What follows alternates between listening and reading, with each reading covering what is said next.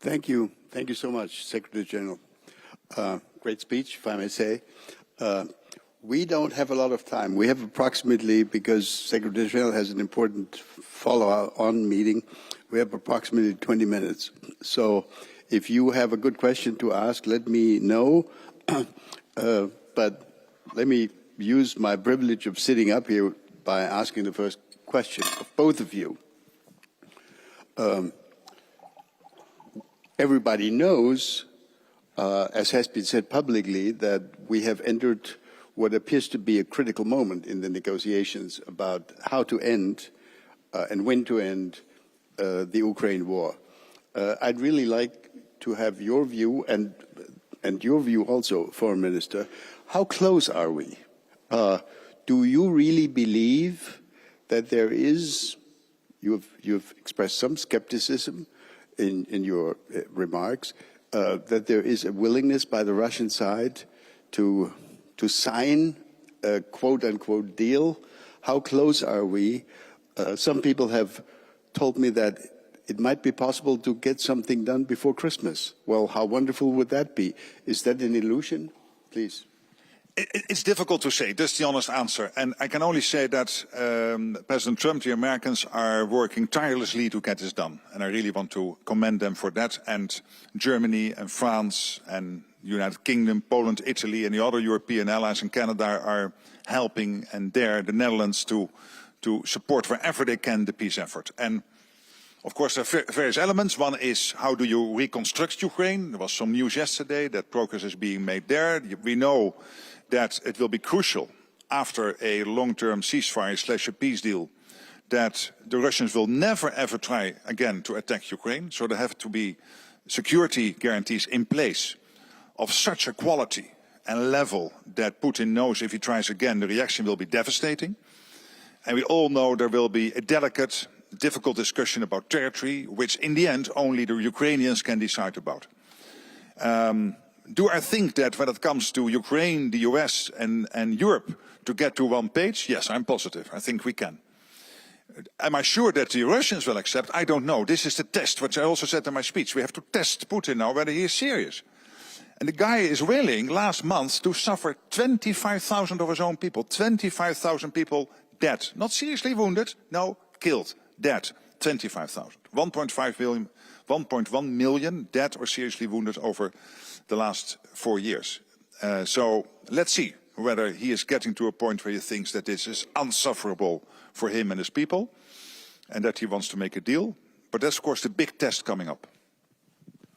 I would only add 2 points. The first one is we will only get Putin to that very point if it is absolutely clear that we, as Europeans, and of course the United States as well, are with the Ukraine, will support Ukraine, that we will be able, especially in the European Council in the next week, to make it possible to make use of the Russian sovereign assets. That's where the German government is working for. This is a proposal of Chancellor Merz.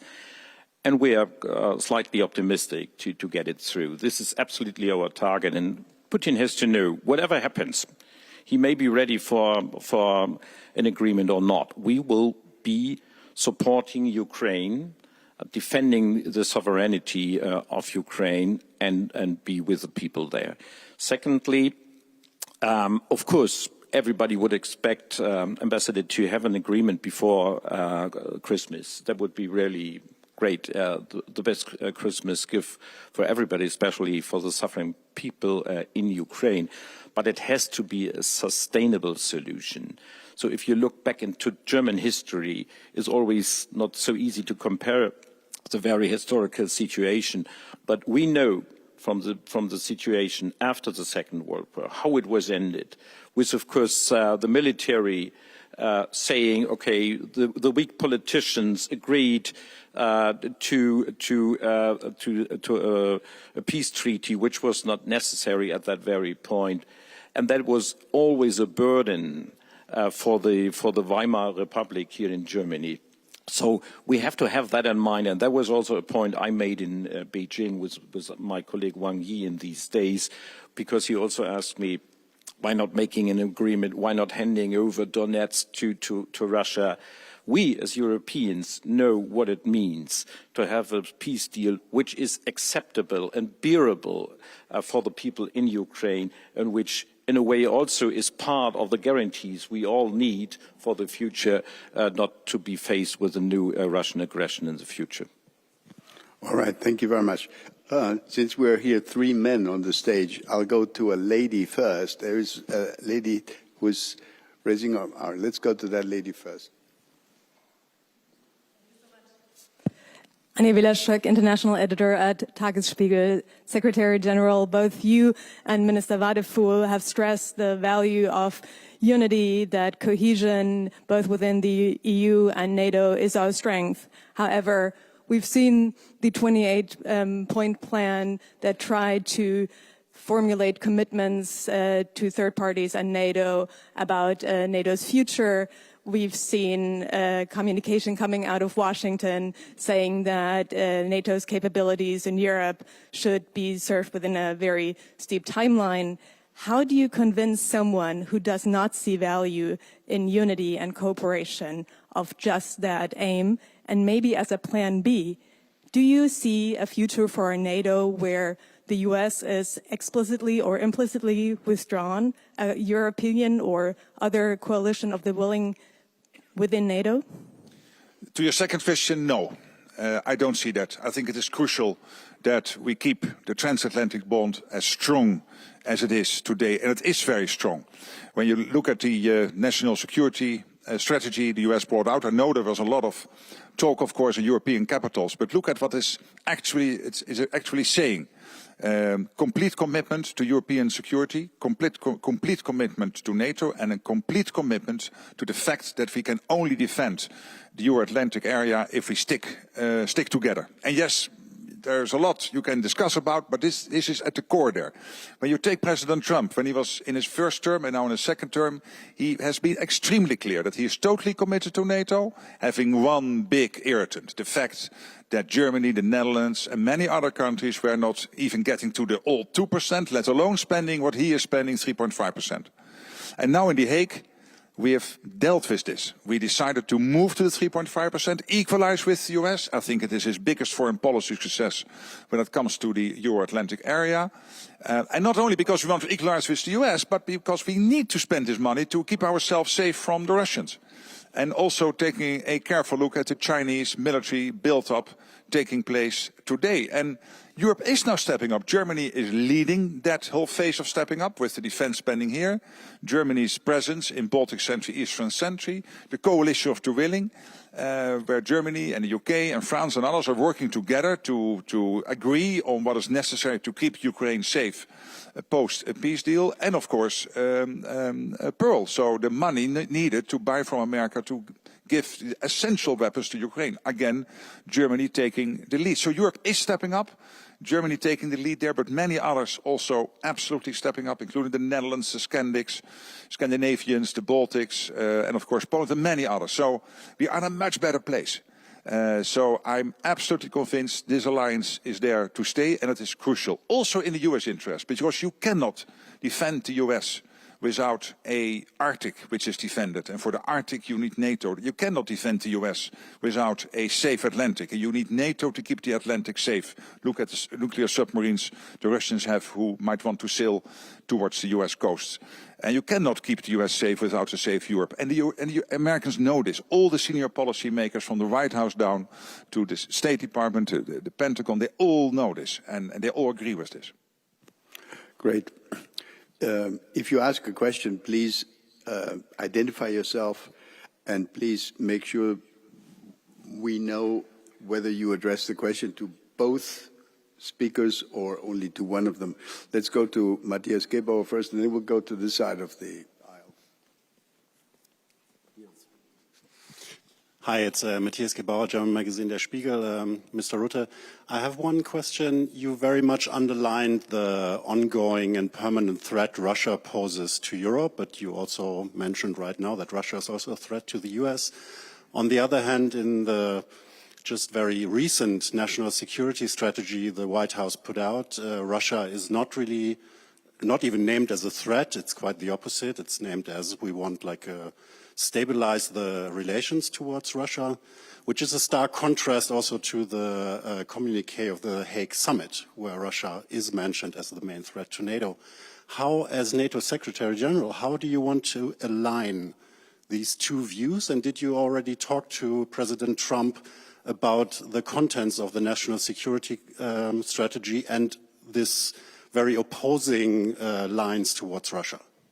Well, again, let me tell you what I'm in all my discussions with the United States when it comes to NATO, when it comes to the defense of the US itself and the collective defense of the Euro-Atlantic. And I don't want to repeat the previous question because we do not have so much time, but let me refer to my reaction to the previous question. I think there's the evidence that the US is not in NATO only because they didn't want to repeat the mistake after the Second World War, they made after the First World War, of not being involved. They are in NATO because it is providing them with the direct security they need for their future. And it has to do, of course, with Europe. And that's clear in the NSS, in this national security strategy, that they're completely committed to the European security, NATO security, and working together. But it also has to do, as I said, with the Arctic and the Atlantic. These are three key elements of NATO which are there not only to keep Europe safe, but to keep the whole of the Euro-Atlantic safe. And when it comes to the Indo-Pacific, they also, of course, have to spend time there. That's clear. And NATO is not directly involved. We have a close cooperation with many countries there in this Indo-Pacific Four cooperation. But it was the American president explicitly asking me when I first visited him in the White House in March this year, after he got back into office, after his inauguration, to make sure that we kept that relationship as the IP4 close, because he and all the senior policymakers know that these two theaters, the Indo-Pacific and the Euro-Atlantic, are closely connected. May I add, I would ask all of us not to put things in doubt which nobody puts in doubt in Washington, but only which is put in doubt perhaps and which is challenged in Moscow and in Beijing. And this is the strength and the cohesion of our alliance. And as the 28-point plan was mentioned, it is no longer existing. We had some influence on it. When it was made public, we were able to talk to the Americans. I was able to talk to Steve Witkoff and to discuss the points. We were able to discuss it with Ms. Marco Rubio. And we have a new plan, which is a 20-point plan, and which has really changed. So do we have to be engaged with the United States more than before? Yes. Is it possible to find a common ground? Yes. And that was the very success of the Hague summit in this springtime. So when we went forward, when we were clear that we are engaged, that we not only spend 2%, but we are ready to spend 5% or more, United States were there. And of course, there was a common ground, and we found that common declaration. And you see no doubts, also in this specific new paper from Washington, which really put in doubt the nuclear umbrella and the willingness to defend Europe together with the European allies. And please do us not allow to raise questions which were really in the end of the day not raised in Washington. All right, we'll go to this side of there. Where were the questions here? The gentleman over there.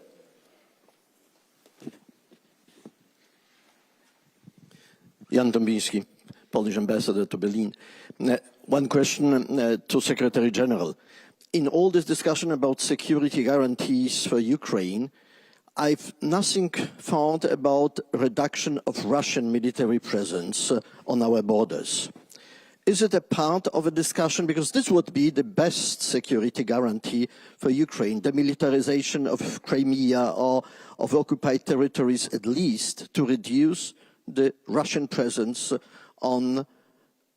against Ukraine and against us. Ambassador, I understand the question. Of course, I am aware of fair stages of all the discussions, so I cannot go into all the details.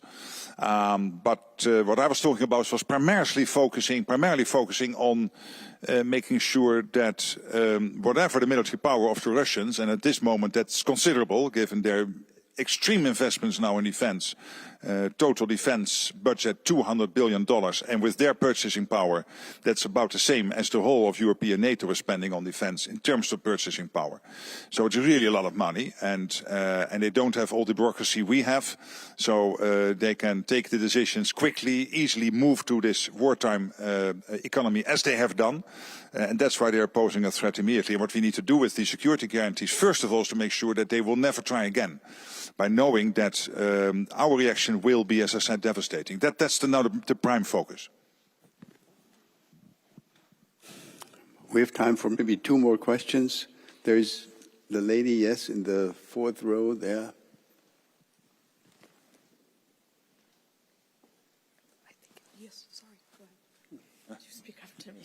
Sorry, my name is Anne Hoed-Herkes. I'm the chair of the Königswinter organization. My question is addressed to both gentlemen. In your brilliant speech, Secretary General, you referenced the fall down of the Berlin Wall. And I remember when I was a young diplomat, we drew extraordinary insights from the fragility both of the Eastern European, and I apologize about this to our European friends, and Russia and the Soviet Union in particular. Question.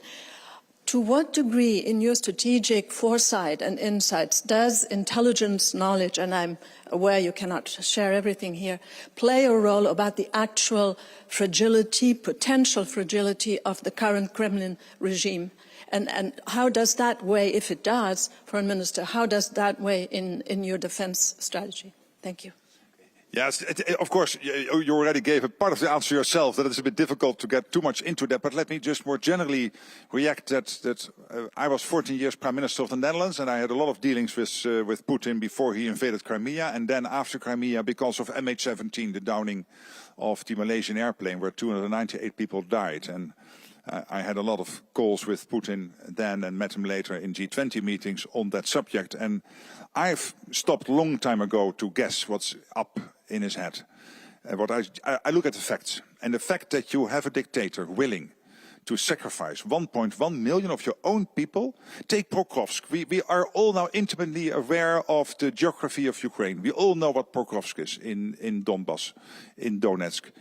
And that small city of 60,000 people, they started the onslaught on that city in the summer of 2024. It is now the end of 2025. They still have not captured it. And in the meantime, on this front line, they are losing, last month, 25,000 people getting killed. If you have a dictator willing to do this, because you have this crazy idea of some historical whatever he has, then you have to be very careful. And we have to stand ready. And that's why it is crucial that the biggest economy in Europe, and that is Germany, with its enormous power, has decided in already under Scholz with the Zeitenwende, and then with Chancellor when this government was formed in March, even before the government was formed, under the leadership of now Chancellor Merz, to make this extraordinary investment in this defense. It is crucial. Please, I know also in Germany some people are questioning, do we really need to do this? Yes. If you love the German language and you do not want to speak Russian, it is crucial. It is a sine qua non, because otherwise this guy will not stop with Ukraine. That's, I think, what we have to be very watchful of. I could only add there are some more good reasons, but only to speak German. We'll have to speak German. But yes, I know that. But let me please, only perhaps one consideration.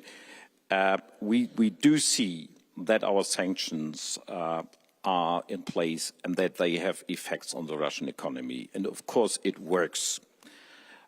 Nobody knows exactly and could define what it means for the decision-making process of Mr. Putin and his comrades. Okay, but it works on the ground, and I would only encourage all of us to go consequently alongside with this way forward, because sanctions are the only besides the military support for Ukraine, are really pressuring Russia, and in the end of the day, of course, it will play a role in his last decision. We have time for one last question. Jana, over there. Jana Pugliarin, European Council on Foreign Relations. Just one quick question coming back to the U.S. national security strategy. There is a passage in there saying that the U.S. wants to rebalance strategic stability in Europe. Coming back also to the nuclear aspect, how do you interpret this? What does that mean? What is the U.S. thinking behind rebalancing strategic stability with the Russians in Europe? Well, what we have seen over time, of course, is that basically let Russia to the side for a moment, but when we look at the American foreign policy and its approach to NATO, first of all, there was this big irritant of the European and Canadian allies not spending the same as the Americans were spending. That is now dealt with. And again, Germany, even 6 years before the 2035 deadline, getting to this 3.5% crucial. Then the Americans have always been clear also that they expect Europe to do more. To do more of the heavy lifting. And why is that? Because the US also has to concentrate on the Indo-Pacific and other parts of the world, knowing that these theaters are more and more getting interconnected. So that's what you will see over the coming years, a shift. Not dramatic, but to some extent in Europe we will have to take care more of our own defense. This whole rumor about 2027 is not right. US has also confirmed that, so that's off. This Reuters report on Friday was not right. But more generally, yes, it is clear that Europe will have to step up, and that's exactly what we are doing. And is there room of enhancement? Of course there is. I would only add one point. We should not only concentrate on the so-called end question, because we have some restrictions also legally binding for Germany, but we have some other qualities like deep precision strike capabilities, and that's where we are concentrating on, and that has similar effects and can have similar effects. Thank you. Thank you very much. I know I have to apologize to all those who wanted to come in, but we've really run out of time. I apologize. The one thing I know is that these two gentlemen will meet again at a certain event in Munich in mid-February, and some of you will also be there. I'm sure many of the journalists, media people will be there. So let's meet again in February, hopefully with good news, better news then than the news we've had in recent days and weeks. Thank you all for participating. Let's give our two speakers a round of applause, please.